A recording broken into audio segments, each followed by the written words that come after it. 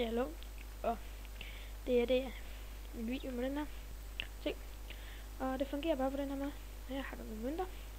Og det man kan, det er bare at stikke den ind i her. Den er der stadig, ikke? Så den sådan trækker ud igen her. Den er faktisk væk. Hvordan man gør det, ikke? Det er faktisk ikke specielt svært. Jeg kan lige prøve at få den frem igen.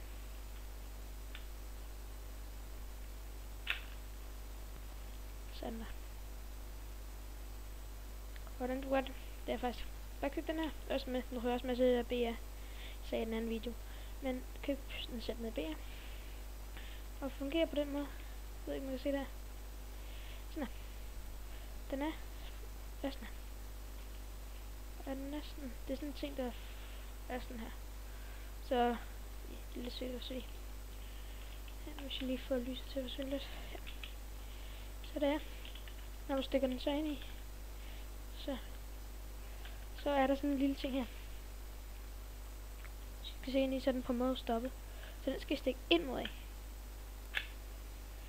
Så bliver den nemlig skubbet ind, og så kommer mønten tilbage. Så gør den altså sådan her, når den kommer ind. Så gør den bare sådan der. Og så skal du bare tage den modsatte vejen igen for at få den frem. Og